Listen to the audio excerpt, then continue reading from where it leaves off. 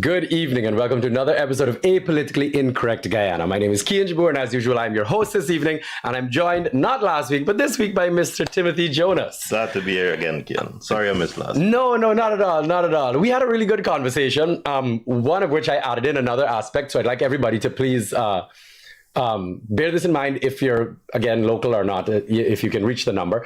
We are happy to for you guys to call in. We know a lot of y'all want cuss me up, but I'm sure you'll get some constructive comments. I hope. Last week I had some nice ones. So the number is on the screen there. It's 231-2982. Okay, Instagram 231-2982. So you guys feel free to call in. I'll answer you here. Try to keep it, semi-decent, and we're happy to have a chat about anything as we move along. But our topics for today is, I think we have to start on what happened at the beginning of this week. All right. I know it has been a few days now. I know it already passed its media cycle. This is the infamous 5:30 meeting.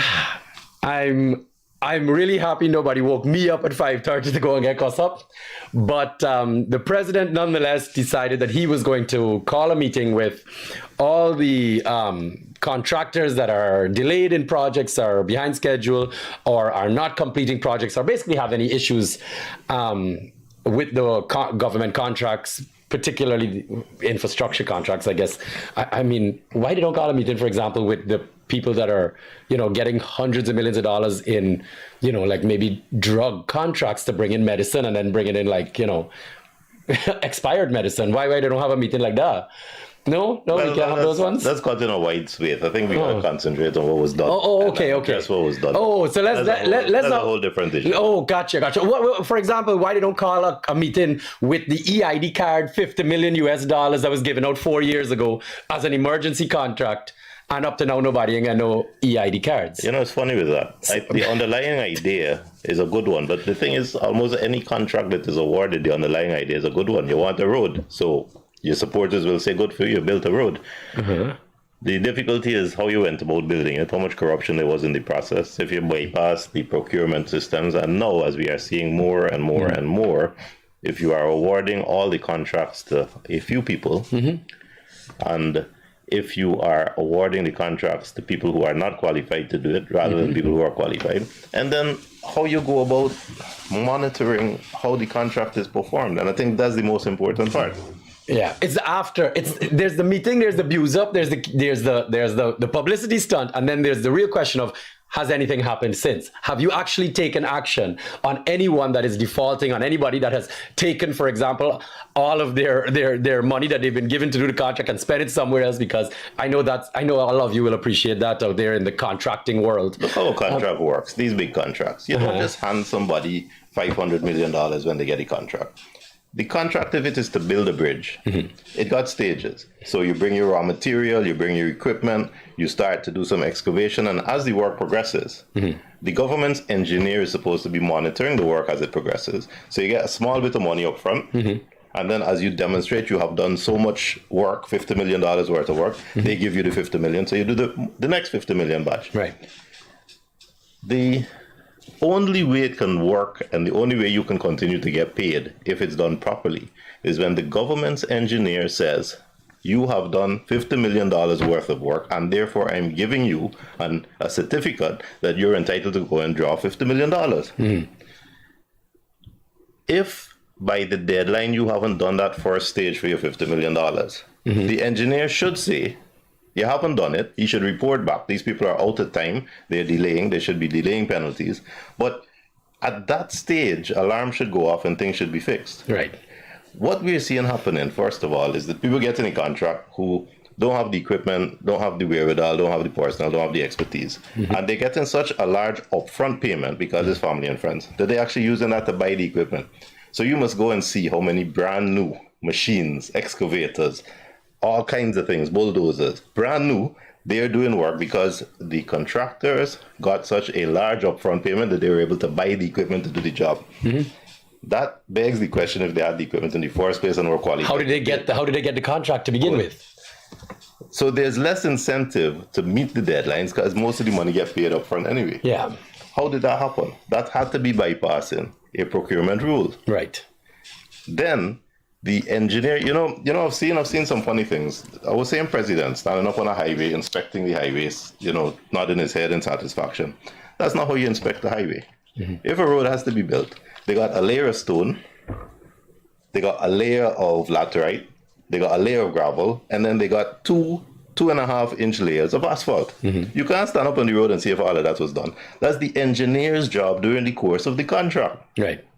The reason all our roads are breaking up is because the government does not have the engineers to monitor the contract as the contract is being performed at each level, the foundation level, making sure it's packed properly, making sure the right layer and the right amount quantity goes in.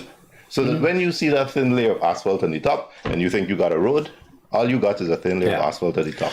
Right. I also want to make sure I'm not being too harsh. I don't want the engineers or the public service to feel like I'm calling them out with anything. But I have to say, and I know everybody in this country knows, not only are they understaffed, not only are they not equipped to do their job properly, but let's be honest here. Let's be completely frank here. There is the other side of corruption here in the context of, listen, take this, tell them that I did what I said or what I'm supposed to have done, and pass my That's work. That's a possibility, but I think at that level, you got a high degree of professionalism as well. I agree. Here's what's happening, and here it goes back to the same problem over and over and over. The government pays its public servants so badly. That those public servants gone hustling to oil and gas, and engineers are in high demand. So they got very few engineers available still in the public service to monitor hundreds of contracts that are being awarded. So first of all, that's an impossibility. They are being asked to make bricks without straw. Because we're not paying our public servants. It goes back to that. So they go into gas and oil. The irony is that in gas and oil, those foreign companies paying their own people much higher than the same engineers. So that itself is a reflection of how poorly we are paid by our government in the public service. Correct.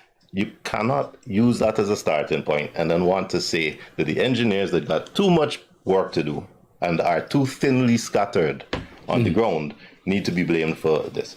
The other thing, I saw a young engineer go to Facebook and he was complaining. I saw. He was one of the meeting. And I really felt aggrieved for him because he's saying the commencement order for the contract to start performing was issued. Now, there is nobody in that forum 5:30 in the morning that can tell the man he's not telling the truth. And yet, it was clear that he was being treated in a way as if he is wrong. And I felt for him. I'll tell you why. These are professionals. There's a man with a degree. There's a man that went to school, earned his degree, and now is a professional doing a professional job. We got a slave mentality in this country. His job starts at 8 o'clock in the morning. How on earth does anybody justify roasting him out his bed 4-day morning like he's some cane cut to go into the cane field to go and take a haranguing on the small pay that they want to give public servants in the first place? It's like going back to saying I'm massa and you got to do everything I tell you to do, and if I cussing you out, you got to take it. Absolutely. It's also not fair to the ministers because those ministers, whether you support them or not, whether you like them or not, poor Minister of Education does not know how to build a school. It's not her job. So how is it her remit to answer questions that a contract taken too long? Correct. And if I agree, that whole process and all of those people, all of those professionals, the engineers, the people in the public service who are supposed to be monitoring the contracts, who are underpaid and too thin on the ground, if they are being pressured like that, where's the respect? And they are being asked to do something that they can't do. And they're asked to do it against a backdrop of knowledge that these contracts are awarded bypassing procurement criteria, family and friends. How can they possibly be asked to do what they do? I want to discuss that. You're absolutely right. I say square pegs and round holes. And the truth is, what obviously gets everybody angry is the fact that all that the government ends up with is a whole bunch of yes men. You're there based on party loyalty and not capability. All right. And that's the problem we have in the country right now. Twist it and turn it any way you have. You have a whole bunch of people that don't know nothing about nothing, but are given hundreds of millions of dollars of taxpayers' money and then pretending like they are the ones that are capable of executing these projects. As you saw, obviously for the president to stand them up one at a time and berate them, it means that they are given that responsibility, right? Just off of them standing there. The real question every minister should stand up there and say is, that's not my job. You understand? That's what they should look at him and say. But they didn't do that. But the professionals right? as well, the permanent secretaries, the engineers, should also have the power to say, right. My job begins at 8 o'clock, and if you want to meet at 5:30, 100%. You want. I'm in my bed at exactly. 5:30. I'll be there at 8 This is a job. These are public. These are public servants. Overtime, or there you go. Asked about availability. There you go. Underpaid Respect public servants. The people that work for you. It is a sign of good management. That's right. To show respect and to have a system that allows them to do their jobs properly in their. They've gone power drunk, Tim. To disrespect those people like that on live television. I'm sorry.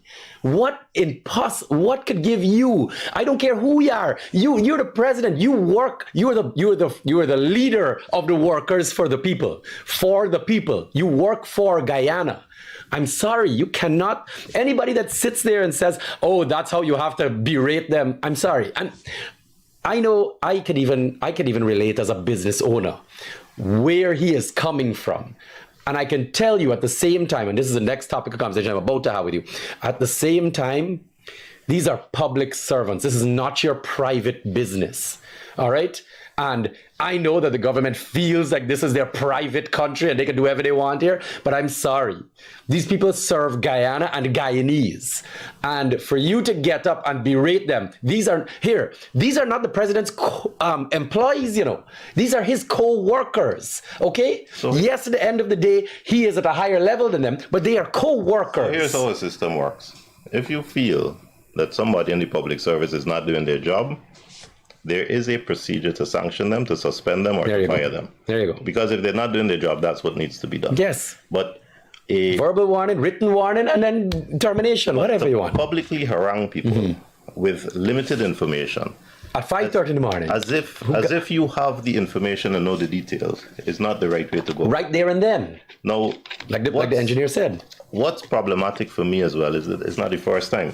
Oh yes, that's true. We had the riot act read to the GPL people, and everybody sat down politely and they got their costs down, and we still getting blackout now. Yeah. The riot act was read to Gaisuko. Gaisuko is now recording their worst production in history, probably. Yeah, absolutely. So it seems to me that it is not a good management technique to cost down your workers and ignore the fact that maybe the system is failing, or maybe the management is not doing their job. Or the people you put in place are incapable. Maybe it needs an intelligent and involved investigation into the system to see if it's a personnel deficiency, if how the contract is awarded is a deficiency. And this goes back to the first contract you mentioned, which is the contract for the electronic IDs. Yeah. For the database.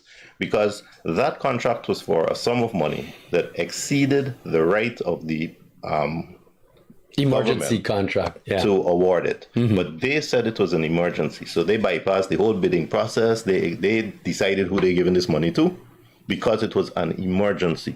So 4 years later, we haven't heard a word. I don't know what kind of 4-year emergency we've had. Yeah. And yet we can go and quarrel with contractors because with engineers because they're not looking at the hundreds of contracts and the contractors that they're supposed to be monitoring not doing their jobs. Well, sorry, it is not a simple problem that you can just go and harangue the engineer. Yeah. It needs an in-depth investigation. That is not good management. Absolutely. You have to look at this thing holistically. And I think this is what people are missing. This problem is a systematic failure. And we can point out example after example after example that at the end of the day, now that meeting has happened, okay, this is the hot topic right now. Now that meeting has happened and everybody get cussed on television, right, in front of the whole country at 5:30 in the morning, has anybody been fired yet? Have any contracts been taken away? Have any ministers, since they get berated as well, have any of them been shuffled around or laid off? So the question is, if you've just embarrassed all those people on television, and we all know that the contracts are going to continue to get delayed. We all know that things are going to continue to go sour. The question is, what is going to happen now? Right? Again, as Tim mentioned, there is a system. But we go back again to, and this is the topic of conversation that I like, is the the government, first of all, is not even taking care of their employees, the public servants. All right. So again, back to the engineers, back to the qualified people. They are not lining up to come and work, so the government got to choose them. They're running, heading in the other direction. So let us start paying our Guyanese public servants better. Let us give them that dignity, and by doing that, you will encourage more to come and a better quality, better caliber to come and do the job. Yeah. Yeah. If you don't do that, you will continue to see the problems we have. You will continue to see sloth in every single department you go in, whether it's the passport office or NIS, or you're going for to renew a driver's license. Although the GRA is improved, I'll give them credit for that. But almost every institution you go into that is government run, you have a long line, a long wait, and you've got to gird your loins and grind your teeth, because you know you are going to meet several obstacles before you get to it what you want. Yeah. Now, the reason for that is we're not paying our people. Yeah. We hustling to spend hundreds of millions of dollars on this and that and the other, awarding contracts, bypassing procedures. There's no kickback and increase in salaries, but our people need to get more money. They need better salaries in the public service. Yep. I like the I like the fact, I just to throw this out there, the money, I think everybody needs to know that as well, because it's been the age-old problem in the country. We ain't got money. We got money. We got $65 billion to give out $100,000 each person. You can't raise teacher salaries. You can't help the police better. You can't pay your public servants, engineers better. But your pensioners are still getting $30,000. You know they raise it. You know they just released that they're raising pension. This thing angered me. Oh gosh, I forget to give the picture. They big across the news.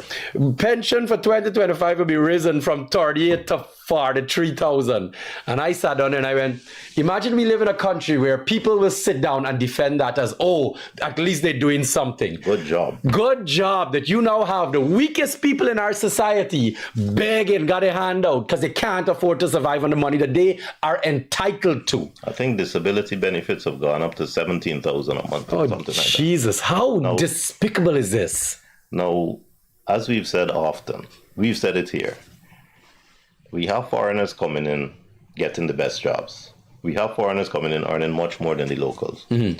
We need to have a tax system that those foreigners pay every year for their visa. If they come in with family, with children, the children's visas must be enough to compensate for introducing them into the school system. The cost of those visas must be enough to pay for any health care that they need if they are coming for health care. Mm-hmm. So they need to pay to be here. The tax differential needs to be significant so that Guyanese get a better tax break than the foreigners. Yeah. We still have this mindset from Burnham and Cheddy's time that we need to be encouraging these foreign investors. No. The supply and demand dynamic has changed. They're begging to come. Exactly. There is no reason don't need to beg give them preferential treatment over Guyanese. I agree. They need us more than we need them. There's no question. Guyanese businessmen need to be getting better deals, equal opportunities. Yes. And we keep hearing that these foreigners are coming in with duty-free concessions. It's time for that to stop. Yeah. It's time for a fair tax system, a level playing field for foreigners, and a preferential playing field for Guyanese. Whether they're working 9 to 5, whether they're professionals or academics at a 9 to 5 job, or they're businessmen competing. They need to have the first jump and the better jump, and it's not happening yet, and I don't know why. Well, I'm going to bring up the next headline there, Robbie. The second one with Ashley Singh, please. This was said at a BritCham conference recently, or a British embassy event, where he says, local partnerships for foreign companies not necessary, but encouraged to boost Guyana's local content. Now, let's discuss that. That's all, just so intercom. That's all it says. So my big thing here is local partnership for foreign companies not necessary. Now, I'm sorry, I have a problem with that. Okay. Now, I'm not saying that every foreign company coming into this country must have a partnership, but I'm sorry, majority of them we can definitely put a criteria on that they must have some local investment situation in which a local person or a local company is benefiting from their profits. Okay? Let me tell you, if a foreign company comes in and has to pay 35% corporation tax, right, but a locally owned company is only paying 30%, I'm happy with that. There you Let go. them come in. If you let don't, them do what they want. very good. But they are Good. They are paying Very good. revenue for their investment and their presence in Guyana. Very good. And they are contributing because hopefully they'll be hiring locals and all that. But if they're not, they're still paying more tax than their Guyanese equivalent. Perfect. Policy. And First policy in place. Vote ANUG. And this is your policy. Well, we're not speaking for ANUG. We're not speaking for ANUG. But listen, first policy that can be put in place. If you want to come and do business in Guyana, if you partner with a local, all right, to a certain percentage, 50-50, if you partner with a local, you get a lower tax bracket. You pay less taxes. If you want to come in and do it independently and be a purely foreign company with no local partners, you pay more taxes. Yeah, you could pay 5% more or 10% more. You pay 10% more on your revenue. Easily done. Easily. The second step that I would love it. advocate for is no foreign ownership of immovable property, no foreign ownership of land. Yeah, that's because a huge one. That's if a company easy. is coming in, the company really should be paying rent to a Guyanese. Guyanese need to own Guyana. Yeah. We are seeing property values skyrocket. Guyanese can't afford to buy a business premises in town. They can't afford to make that investment because there are so many foreigners coming in. You're seeing it, for example, sorry to specify, but the truth is still the truth. The number of Chinese supermarkets going up. Yeah. The amount of money being spent on immovable property and land in Guyana is astronomical, and Guyanese can't afford it. No. I agree. Let us be fair. The government's project of giving housing is an excellent project and is being well done. It might be overdone even. So give credit there. That is something that started under Chedi. It was seen to be a success, and the government has been riding on it. When PNC came in, they were riding on it. Good for them. But insofar as you have business centers being bought up by foreigners, I would restrict foreign ownership of land in Guyana so that they come and they pay more tax. I like it. Their foreign employees are paying a different level of income tax. Yeah. They're also paying for their visas to be here, and they are paying rent for wherever they occupy, and they are paying rent for it. The supply and demand dynamic has changed in Guyana. They want to come. They're begging to come. They're making tons of money here. It is time for us to find ways to allow them to operate freely. Everything must be transparent. The system must be transparent. They must know in advance what's going on, and they must be given a break that they are still making money, but we must get preferential treatment, not worse treatment. We've been second-class citizens for too long, and it's time for entire history. It is time for that to change. I completely agree. Like you couldn't have hit the nail on the head any better in this conversation. At the end of the day now, guys, I think what needs to be hammered home here, and I'm sorry, I've seen it with PNC, APNU, and now with PPP even more so, they're treating the foreigners better than they're treating Guyanese, and somebody has to represent Guyanese. At the end of the day, $42,000 in pension. At the end of the day, the public servants getting up 8, 10, 12% increase in raise. I'm sorry. This is not enough for locals. Still being taxed PAYE, still got to pay NIS, still got to pay VAT. 30-40% of their salaries coming out. Corporate taxes at 40% plus. I'm sorry. At the end of the day, the locals are clearly being mistreated in this country. Guyanese are clearly second-class citizens the way PNC and PPP treat the people of this country, treat citizens of this country. And until we start realizing that, until we see them making sure that the foreigners coming in that using our police stations, using our hospitals, using our roadways, using our GPL, using Gaiwa are paying their fair share, then at the end of the day, it is not a level playing field. All right, they're not paying the right taxes. These guys are given free rides, duty frees, blah, blah, blah. And the locals are given nothing. And everybody out there, all the uneducated, all the blind supporters, all screaming, great, thank you. Look how much they're doing for us. Yet the foreigners making millions. The foreigners running away with all the riches in this country, and what we get in. So it can be easily done. It doesn't need any revolutionary change in the system. All it needs is the law to be implemented that a foreign company pays tax at 5% more than the local company. That a foreigner resident or employed in Guyana pays income tax on his income in Guyana, but if the Guyanese is paying $100 income tax, the foreigner must pay $150 income tax. So we are getting value for money, and the revenue is coming into Guyana. along with the benefit of the expertise of that foreigner. Right. We're welcoming them. We're glad that they're here, Yep. but it's not a free ride anymore. Correct. And if that can happen, what you will see is that Guyanese will then be able to compete. The free education, if the foreigner is here, they must pay as part of their yearly visa, they must pay an additional sum for each child that they have here for that child's education, for that child's potential access to our hospitals. They must pay their way. Yeah. And if that is done, then we can show that we can afford, as part of the system, free tertiary education for Guyanese through UG. We can pay our teachers more at the primary and secondary level so that our Guyanese children get a better level of education. And in the space of 10 years, you will see that we become the first-class citizens. We become like the Kuwaitis. Yeah. But as it's going now, we continue to have this massa mentality where those foreigners are bigger and better and more desirable as investors. And we are mistreating our own public servants, our own engineers, all the way up to the level of the permanent secretaries.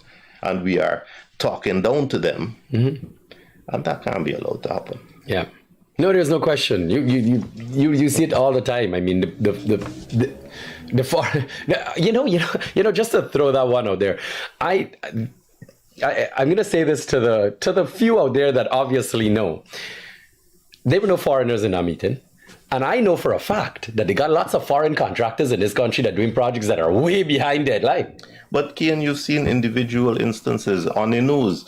You saw a big story about the conversation tree. Sorry, every now and again we got caught. Let me take, we abuse it. Good evening. Thank you for calling in. Good. Yeah, I'm watching you guys' program, right? I myself live in New York. Want to send a vehicle cancel, and the tax is too much. The government should have dropped the tax to $100,000 and you check $400,000 or 10,000 people how much money can come in Guyana to develop Guyana by 100,000. Absolutely. This is an age-old question that we talk about. Yes, we don't know why the duties are at that level. I'm talking about the same story you talk about. And we spent the graduate about shot. Listen, we are Guyanese live in America. We glad to send a vehicle for luxury to go to the farm, go to other places like Latam and other places. And the government should have lowered the tax to $100,000, no more than that. And you check 1 million people, $100,000, how much money is that? Yeah, correct. Could be a big income earner. Absolutely. Thanks for calling, and I can chat a little bit about that now. Thank you. All right, good. Thank you. Take care. What a simple situation. Just a drop in the bucket, but such an important. All the foreigners coming in, getting duty-free vehicles, driving big Prados, driving big four-door pickups, and blah, blah, blah, and the locals can't get it. And now we have a foreigner, a member of the diaspora that's living in foreign, that wants to bring things into Guyana to develop, to give their family, to, you know what I mean, enjoy life here, even come back and retire, and can't do it. That has to be balanced. The tax system is totally unfair. And what it makes it even more unfair is that the people who are imposing the tax on us give themselves tax exemptions so that they don't have to pay the same tax. But that has to be balanced. We have a serious problem with our road use. The roads are congested.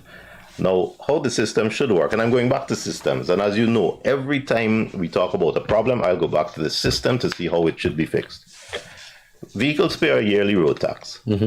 And I believe that although the importation tax for a vehicle should be less, the road tax should be more. Because we have to find a sustainable way to keep building new roads, and so that the amount of traffic, the volume of traffic we have can be accommodated. And the only way to do that is a sustainable method of finding revenue, and the revenue can come from the same cars that are on the road, so that the roads are maintained, they are properly kept, so there's smooth flow of traffic, and that there are enough roads to accommodate the traffic. Now, there's a funny thing that I don't think our leaders see. If you got a highway and you got traffic flowing freely, it works. As soon as you put a single hole in that road, that stops all the traffic, and there's a huge backlog of traffic. And anyone who driving up the East Coast Highway, and has to stop at Success because there's a big hole in the bridge, knows that you're waiting half a mile before you even get there, because every car has to stop to negotiate that pothole. Yeah. When I went to Suriname, those roads are so good that although the roads are not 4-lane roads, the flow of traffic is so smooth that it accommodates the volume of traffic that is there. If the owners of cars were paying a real road tax, the first thing that would happen is you wouldn't see all of these people that got 6 and 7 cars, because that would be a bit more expensive to do. They'd be more careful about it. The second thing that would happen is that the quality of car you have would be better, because every 3 years you can bring in another car because the tax is reasonable every 3 or 4 years. But also you would see a better quality of road, and that's what we want. We want a system that sustains itself. Yeah. No, absolutely. There's no question that, we do have a challenge right now in this country where everyone on the road, it's so funny, because the people that complain most about the traffic congestions and say this country got too much cars are the people in the cars, right? So I was sitting there saying, okay, well, give up your car, right? But that's not reality. And it's not the answer. That's not the answer either. So we have to start sitting down, and if there's one thing I'm going to advocate for, and I think the government they're building new roads, which I appreciate. All right. Granted, not the best quality, but because if you drive on any of them Heroes Highway or Schoonard, as me got pay for my shocks and my bushings and my bearings and a new rim every time I travel on it. But at the end of the day, this situation is one that infrastructure kind of planning needs to be looked at a little bit more. I do believe that there are things in place that are happening, which is why I don't really go after this topic of too much cars on the road. I know they're building the ogle to, which is a good innovation. Which is a good. It's I know it's also been planning since new time. I know that's a project that's been going on for a long time. So I'm giving anybody credit. Nonetheless, I do think the project, now that we have the money, is being addressed as quickly as it possibly can. I think it's behind schedule as well. But okay, we'll see. Don't let me. Oh, by the way, why don't let's say that again? How come none of the big contractors ain't been at the meeting? None of the big ones. Anyways, nonetheless, I do believe that's something we have to have some patience with. I know people over the river are super happy with the new highway, even though it's trash in quality. I know they at least appreciate another access road now. The new bridge, I make this very clear to everyone. I don't attack the bridge in any way, shape, or form, because it's probably the one piece of infrastructure that I think is definitely necessary for so much more business to come in, people's lives to improve quality-wise. And I think the new bridge will help a lot. All right? That new ogle to the diamond or wherever it's going is going to be a fantastic improvement. All right. So these are projects that I do believe, when it comes to these traffic woes, I think people just need to have a little patience and hope that the quality is there, and then we can address them as those things come up. But we gotta kind of roll with it. The country is, people buying cars, foreigners buying plenty cars, and the truth is, I would have liked to see a bridge much further upriver, for the simple reason that if you look at traffic flows, by replacing one bridge with another, you don't solve the bottleneck problem. But the bridges, this is actually a problem. I'm going to say, that bridge, the new harbor bridge is going all the way back. Yeah. It's not coming, so they're bypassing the East Bank Road and they're heading all the way to the Heroes Highway. Right. Now, what's going to happen there again? We're going right back to bottlenecking. You create a new bottleneck. Yes, correct. And if you look at the flow of traffic, sand trucks that come from Susdike, they either go over the river, in which case they need the bridge, or they go through Georgetown to go up the East Coast. If to avoid that bottleneck, if you would put a second bridge further up the river, those same sand trucks and all the traffic that's trying to get over the river would no longer be at that bottleneck, and it would ease the problem. Correct. Anyway, sorry, one step at a time. One step at a time. The infrastructure thing is one step. Good evening. Thank you for calling. Yeah. The guys want to talk about the road by the car, but the whole problem is, right? You guys ready to talk to me? Yeah, we can hear you. Absolutely. Yeah, we can hear you. Yes. The road supposed to build from Kinini, where the Sunday, to Oval. And the road will go from the Villeneuve to Parika. You should have built from Parika, come this way to Georgetown, because the sun and all this stuff is there. That where people can enjoy a better construction material, because they will materialize in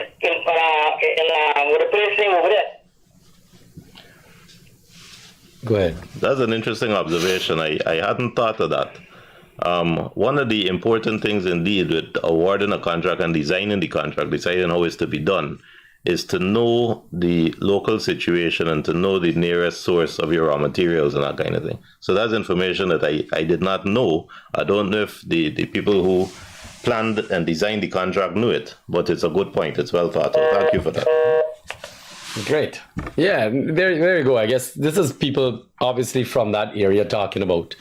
Well, actually, that's a whole different good conversation, but I don't think we can run into it now. About, we have the NDCs and the RDCs that they should be there being able to represent their constituents in their areas independently, and they'd be able to lobby for the government to do work in their areas. But I guess we know what's happening with the politicized. Yeah, that's a whole other system, and that's a program in itself. If we get into that, we'll be four programs. I don't want to do that, but just know, guys, it is something that we often think about and discuss. It's a fundamental problem that we have here, that our NDCs and RDCs are not financially independent. Yeah, and if they were, if they could do their own project, their own bridges, their own roads, their own garbage collection, their own landscaping and design, if each of them could do that independently, things would work much more smoothly. Because they are more directly answerable to the people that live in their neighborhoods. I absolutely agree.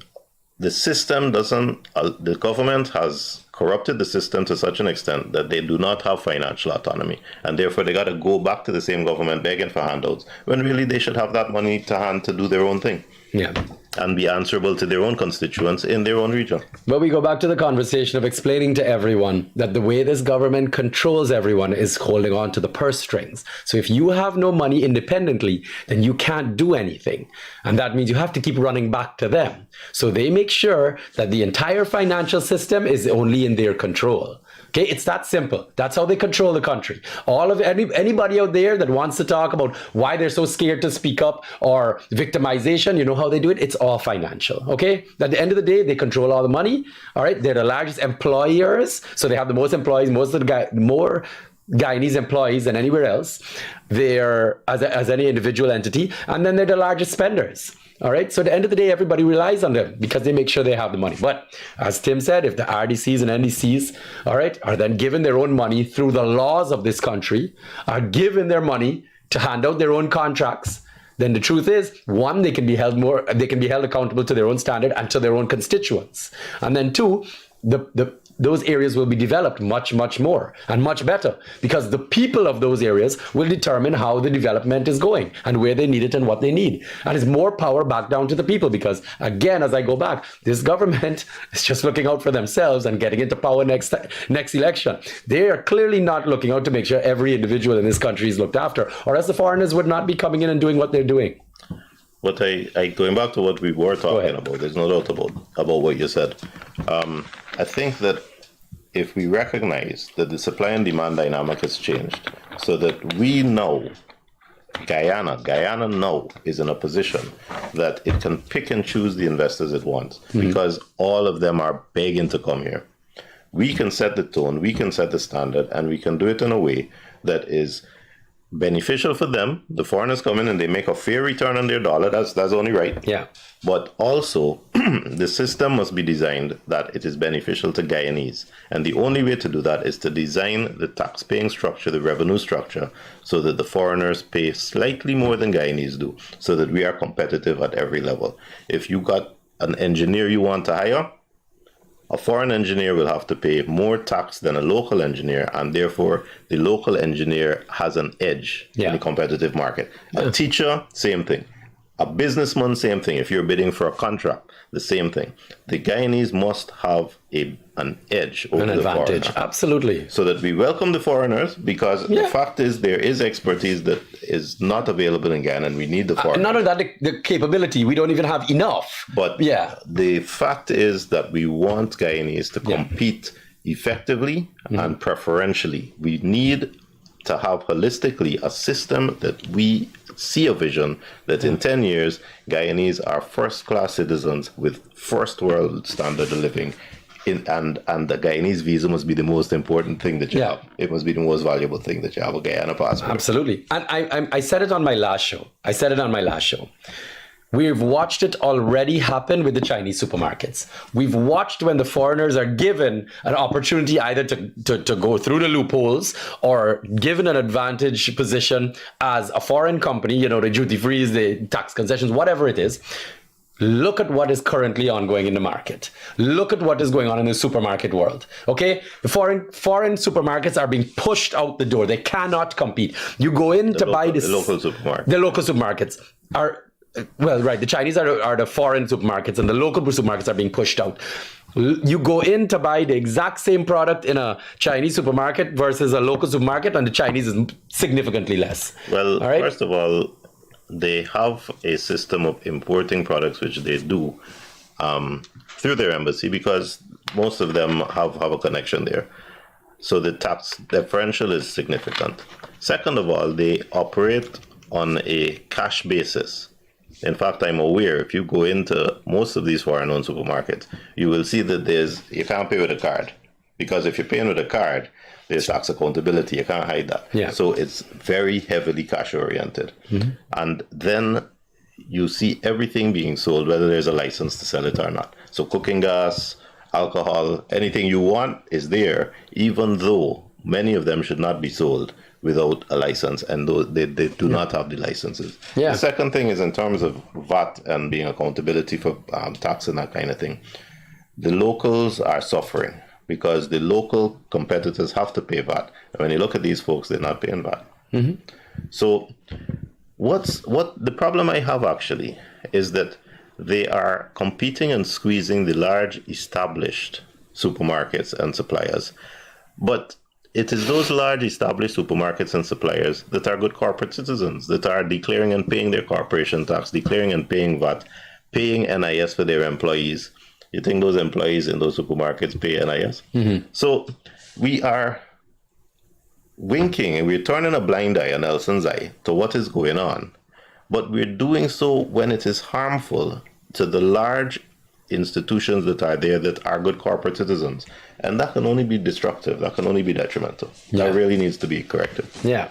And again, going back to the employees, like you said, you're building a brand new hotel, this Qatari hotel out there, and he's telling people they can bring more foreigners into the country, and people will be comfortable. When the real question needs to be asked, will the locals be able to afford to stay there?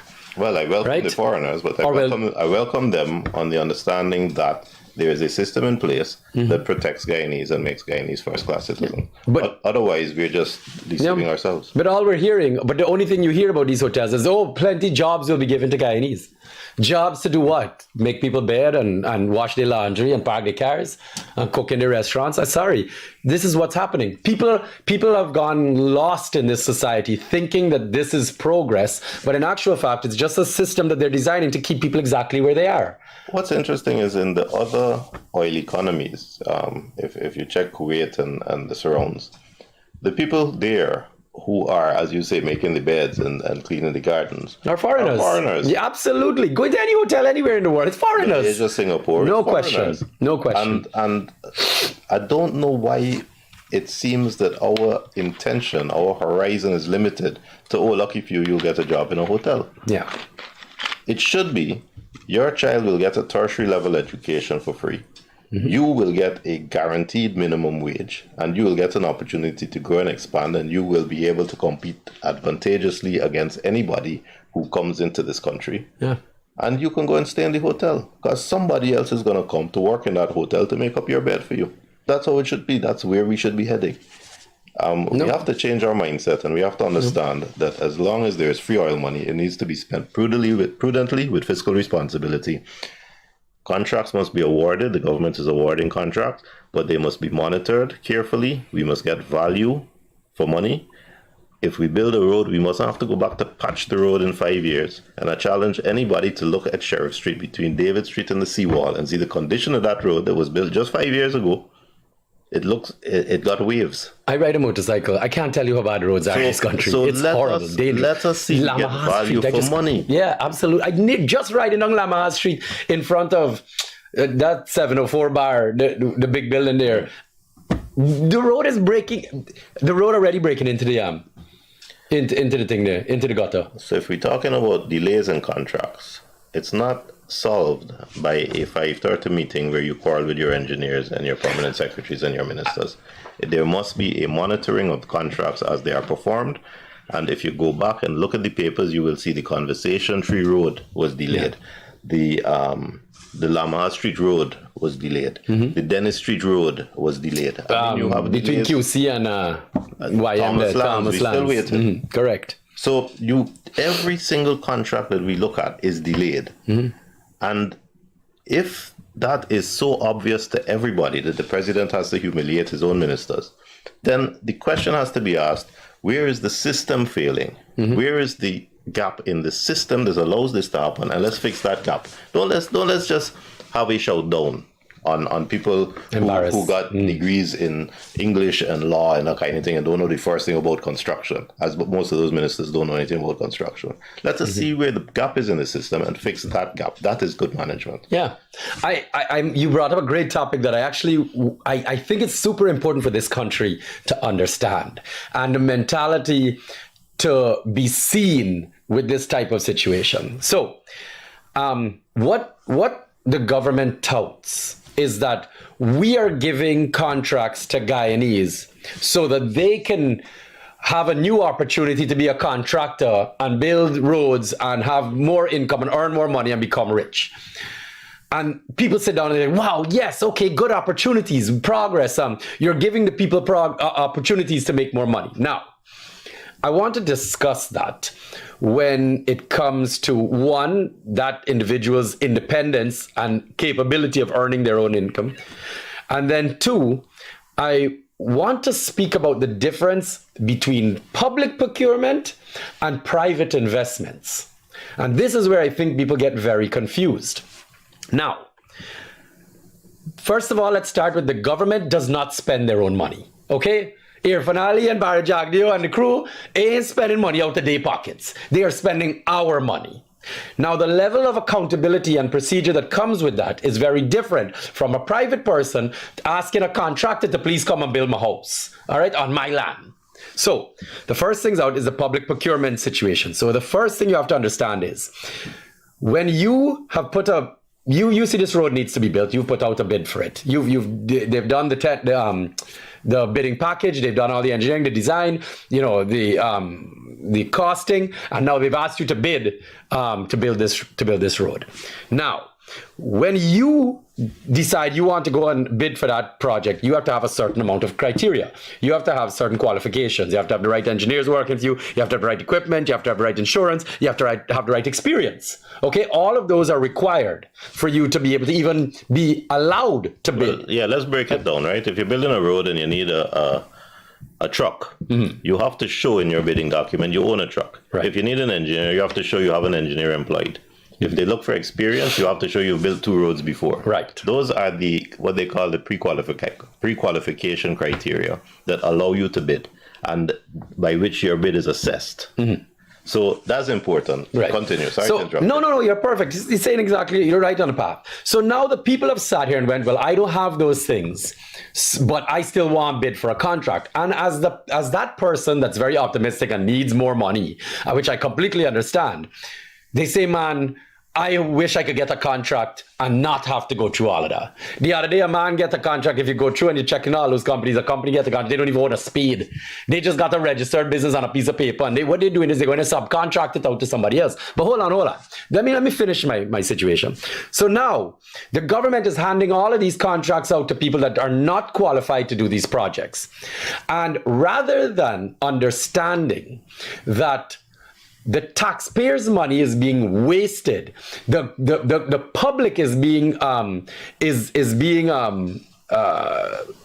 inconvenienced because they don't know what they're doing and they're building shitty roads that they got to keep fixing every 6 months. They're delaying on projects. They got employees that suffer. They got people that they owe money to because they can't manage this business.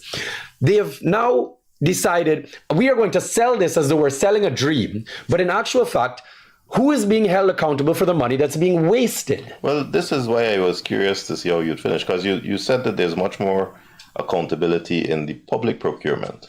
But here's the thing, in a private investment, if you invest wrong, you go bankrupt and you're out the door. That's how capitalism works. So I think there's much greater accountability in the private investment. I feel it. Because here's the thing, and this is the truth about public financing.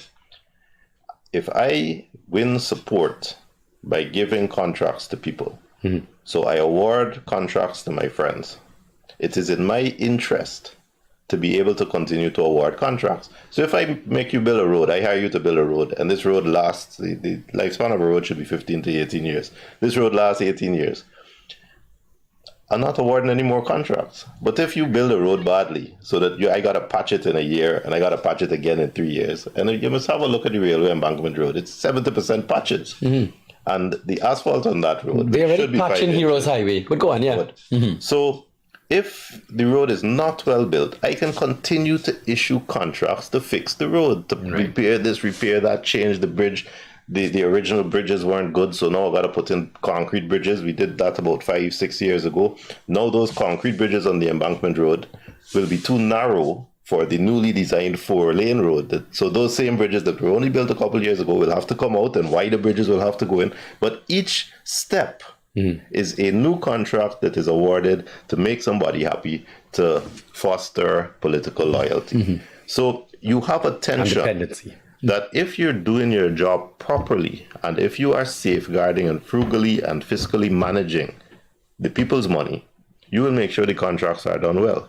But if the contracts are not done well, you know you got more contracts to award to fix the first contract that was done badly. And there is that tension. Which we've seen. Yeah. And that needs personal responsibility and personal integrity to say, we're awarding this contract, we're giving you enough money to do the contract, no kickbacks, but we are making sure you do the contract properly with our well-paid engineer who is monitoring step by step. And you'll be punished if you do it wrong. Last call before we finish off. Hi, good evening. Thanks for calling. Hi, good evening. I totally agree with the point in where some of those contracts are given out to the people who want to become contractors. Most of them, well, not most of them, a lot of them do not even understand what it takes to build a road. Some of them don't even have, not even a space.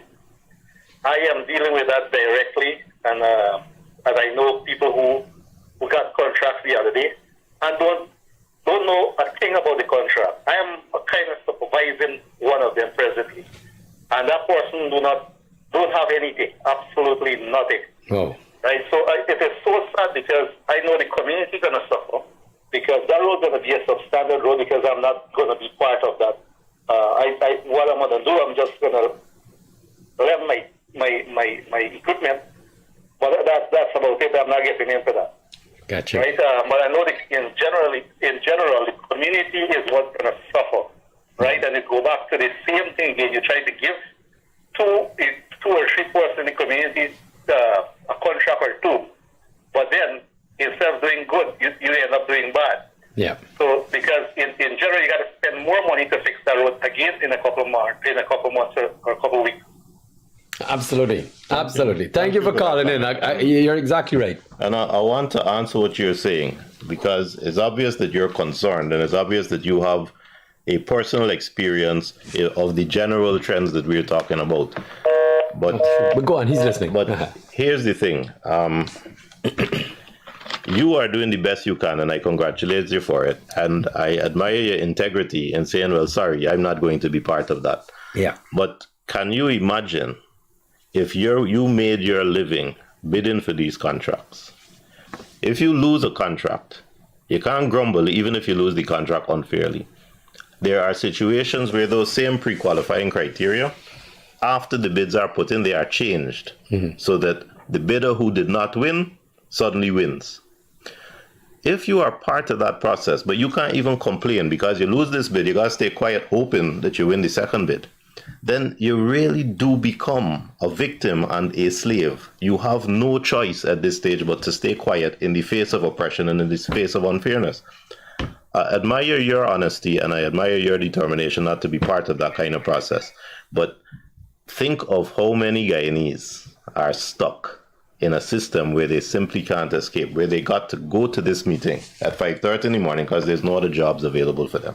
Yeah. Even though they're not paid well, where an engineer got to stand up and answer questions that he knows he hasn't done anything wrong. He knows there's no information there, and the level of investigation that has been done is so superficial that he's been unfairly challenged and unfairly criticized, publicly humiliated.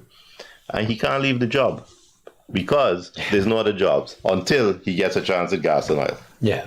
And that is what we're doing. That is how we are treating the people that we should be trying to lift up. We're oppressing them. Yeah. We can't continue like that. That really needs to change. But thank you for your contribution.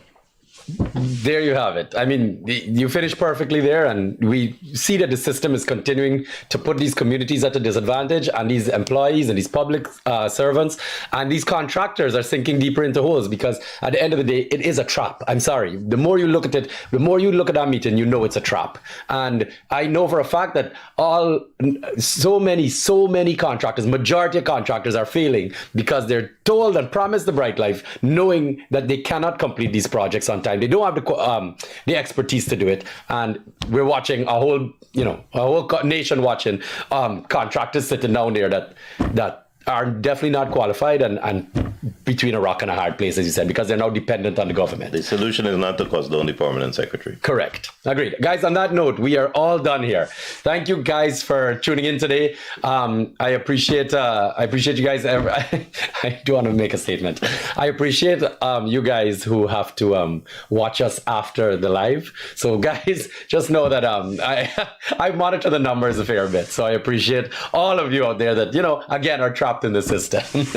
All right. On that note, guys, take care. Thank you, Tim, for being here. Pleasure. We'll be back here next week on Apolitically Incorrect. Be safe out there, guys. Take care.